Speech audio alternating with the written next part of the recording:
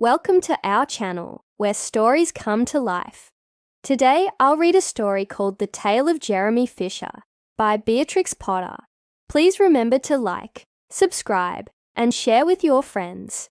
In the heart of a cheerful green village, nestled between the hills and the river, lived a very curious and bouncy kitten named Tom. Tom wasn't like other kittens. While most cats like to nap under the sun or chase yarn balls, Tom was an adventurer. His orange fur was always a bit messy from running through bushes, climbing fences, and sneaking into places he wasn't supposed to go. Just beyond Tom's garden was a big lily pond, sparkling in the morning sun, where frogs leaped and dragonflies danced. And in the middle of that pond, on a wide lily pad shaped like an umbrella, lived someone even more unusual than Tom. A frog named Jeremy Fisher. But Jeremy Fisher wasn't just any frog.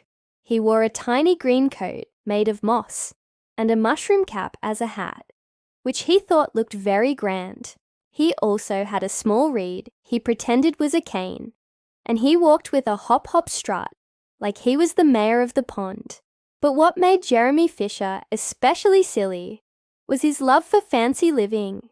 Tea parties with no tea, fishing with no bait, and speeches with no one listening. One bright morning, Tom bounced out of the garden and headed for the pond, chasing a butterfly that kept just out of Paw's reach. "Come back here," he meowed, leaping through tall grass. But instead of catching the butterfly, Tom caught himself, tripping over a root and somersaulting into the pond with a big splash. Jeremy Fisher, sipping pretend tea from an acorn cup, nearly fell off his lily pad. "Good gracious," he croaked, wobbling upright. "A flying catfish? No, wait, it's Tom the kitten." Tom's little head bobbed above the water. "Blub, blub. Help, I don't like baths." Jeremy giggled, grabbed a twig like a paddle, and guided his lily pad closer. "Grab on, sailor, you've taken quite the plunge." Tom scrambled onto the lily pad, dripping wet and grumpy. "I was this close to the butterfly." Jeremy patted him with a leaf. "Butterflies are fickle. Come, dry off. You've arrived just in time for my luncheon." "Luncheon?" Tom blinked. "But it's not even lunchtime." Jeremy cleared his throat. "Luncheon is when the spirit says it's time, and my spirit says it's now." Tom peered at the feast Jeremy had set. A button for a plate, a cracker crumb, and a half-chewed beetle. Tom made a face. "Don't worry, I saved you the beetle," Jeremy said proudly. Thanks," said Tom, trying to look polite. "But I prefer milk." After the meal, mostly Tom just pretending to nibble, Jeremy stood and tapped his reed cane. "Now, dear guest, for the afternoon entertainment, fishing with the fabulous Fisher." "Do you actually catch anything?" Tom asked. Jeremy beamed. "Of course not. I catch ideas." They paddled to a rock near the edge of the pond. Jeremy pulled out a line made from spider silk and dropped it into the water with a dramatic flick.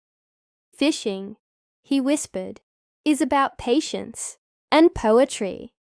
Tom lay down and watched a butterfly float by. "Do fish like poems?" Jeremy nodded. "Only the clever ones. Let me show you." He stood up on the rock and began to recite. "Oh, little fish with silvery fins, come out and see what nonsense begins." Tom clapped his paws. "You're really silly." "I take that as a compliment," Jeremy replied with a bow, and promptly slipped off the rock and landed with a loud splat into the mud below. "Pfft, blah, mud in my eyes." Tom burst out laughing, rolling on his back. "You look like a chocolate truffle," Jeremy groaned, flopped out of the mud, and flung a little splatter at Tom. "Truffle, am I? Take this, sir." Now it was war. Mud flew through the air, and both kitten and frog ended up a complete mess, giggling and slipping all over the pond's edge. Finally, tired out and caked in mud, They collapsed side by side on a flat, warm stone. Jeremy sighed. You know, Tom, not many creatures visit me. They say I'm too odd. You are odd, Tom replied. But I like odd things. They make the world fun. Jeremy looked at the sky. I think we're going to be friends. I think we already are, said Tom with a purr. As the sun dipped low, casting golden light over the water, Jeremy pulled out a tiny harmonica carved from a snail shell and played a little tune. Tom closed his eyes, tail flicking gently, and let the music drift over him. That evening, when Tom finally returned home, soaked, muddy, and humming a silly frog tune, his owner just shook their head. What adventure have you been on today, Tom? Tom gave a loud meow and flicked a bit of mud off his paw. If only they knew. Thank you for watching. If you enjoyed the story, please hit the like button and remember to subscribe so you won't miss out on any future stories. Give us your feedback in the comments section, and if you're feeling particularly generous, why not share this video with your friends? We would really appreciate it. Until next time, happy reading!